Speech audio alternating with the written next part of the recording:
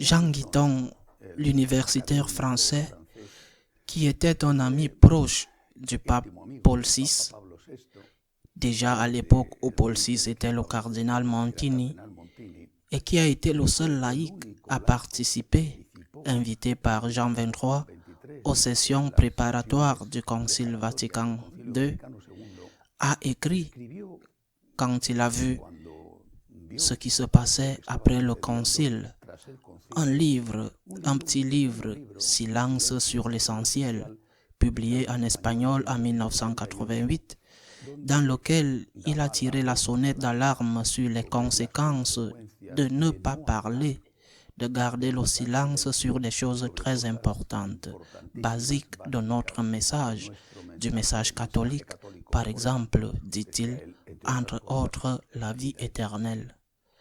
Par conséquent, ce dont nous souffrons en ce moment dans l'Église a des racines très anciennes.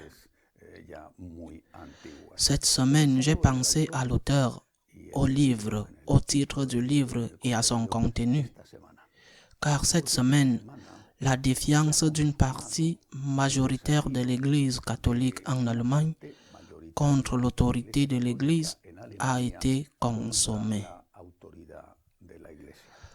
Lundi, la bénédiction des couples homosexuels dans 109 paroisses en Allemagne a eu lieu, comme prévu, comme annoncé. Et puis, le samedi 15, également comme prévu, il y a eu l'admission à l'Eucharistie dans une messe catholique dans le cadre du congrès. On l'appelle Journée de l'unité des chrétiens, du congrès pour l'unité des chrétiens en Allemagne, qui est célébré tous les 7 ou 8 ans.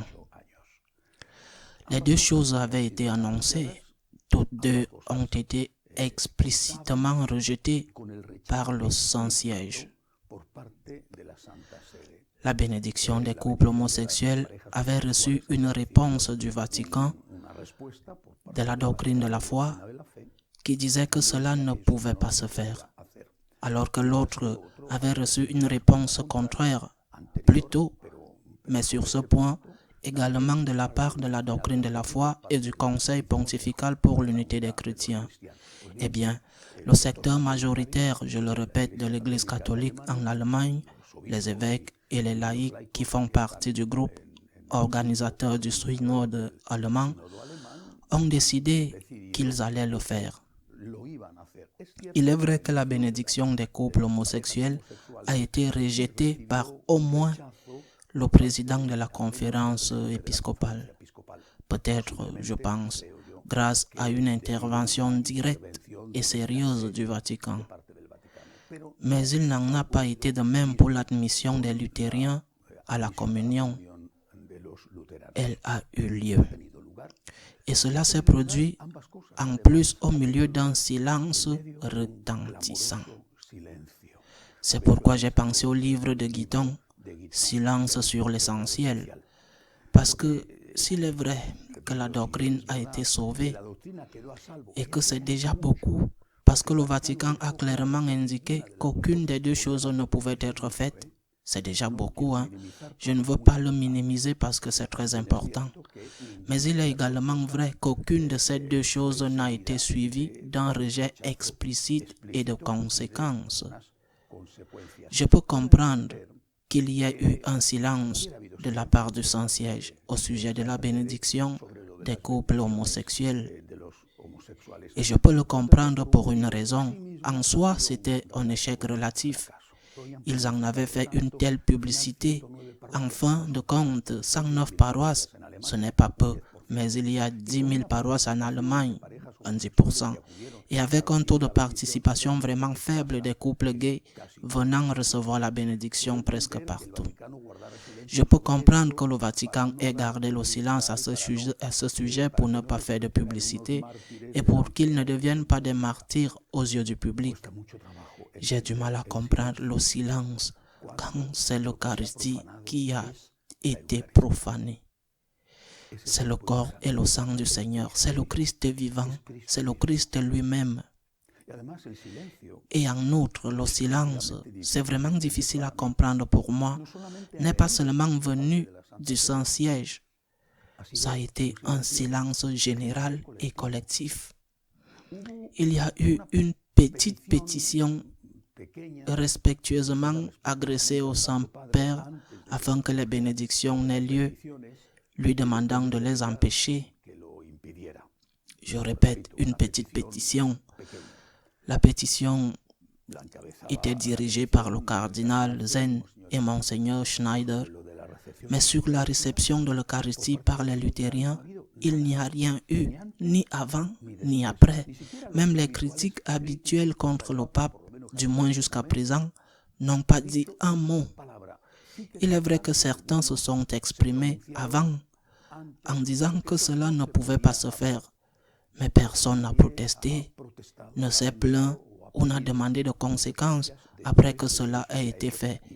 Et comme je l'ai dit samedi, dans l'église de Saint-Barthélemy à Francfort, la messe catholique a été célébrée. Et au cours de cette messe, tous les luthériens qui voulaient venir ont reçu la communion. Luthériens et ceux des autres confessions chrétiennes, et cela avait été annoncé et encouragé par nul autre que le président des évêques allemands et par le cardinal Marx, entre autres, archevêque de Munich. Pour moi, c'est une situation extrêmement douloureuse, beaucoup plus sans comparaison, pour moi en tout cas, sans aucune comparaison, ce qui est arrivé avec l'Eucharistie que ce qui est arrivé avec les bénédictions, parce que le Seigneur est dans l'Eucharistie. Lorsque Saint John Henry Newman s'est converti de l'anglicanisme au catholicisme, il était un prestigieux clergé anglican, l'un des chefs de file de ce que l'on appelle le mouvement d'Oxford. Lorsqu'il s'est converti, certains de ses anciens collègues se sont moqués de lui, ont ri de lui et lui ont dit qu'en devenant catholique, il avait renoncé à penser. Newman, avec ironie et sagesse, leur a répondu en disant que dans l'église catholique, lorsqu'on entre dans une église, on est prié d'enlever le chapeau, mais pas enlever la tête. Il voulait dire par là qu'un catholique continue à penser. Il ne renonce pas à penser. Il accepte l'obéissance. Il accepte qu'il y ait des choses qu'il ne comprend pas. Eh bien, je pense que ce qui a été permis à un converti et qui a été applaudi chez un converti devrait aussi être permis aux prêtres catholiques comme moi. Cela me fait très mal, vraiment. Je ne peux pas exprimer à quel point cela me fait mal, ce qui s'est passé avec l'Eucharistie. Cela me fait très mal, je souffre, ça me fait très mal. Et je ne comprends pas. Mon cœur souffre et ma tête ne comprend pas. Je ne comprends pas pourquoi il y a silence. Cela a été un défi pour le Saint-Père. Son autorité a été compromise. Ils l'ont défié. Et par-dessus tout, ils ont fait du mal à Jésus. Cela me fait très mal. Cela me fait très mal et je ne comprends pas. Et je crois que le silence n'est pas bon. Mais je suis prêt à enlever mon chapeau. Pas ma tête, mais mon chapeau. Parce qu'il y a peut-être des raisons que je ne comprends pas. Même certainement, je le répète, je ne comprends pas. Qu'il puisse y avoir une raison pour que le Christ dans l'Eucharistie puisse être profané sans conséquence. En tout cas, nous devons continuer à prier et à faire confiance. Le Christ, notre Seigneur, aime l'Église infiniment plus et sans comparaison infiniment plus que moi. Il me reste la consolation d'avoir dit ces 2 dernières semaines ce qui allait se passer à Francfort samedi et d'avoir demandé que cela ne se fasse pas. J'ai cette consolation parce que les paroles de Jésus résonnent aussi dans ma tête et dans mon cœur. Les paroles de Jésus promettant son aide à la dernière heure à ceux qui l'ont défendu devant les hommes. À la semaine prochaine, si Dieu le veut.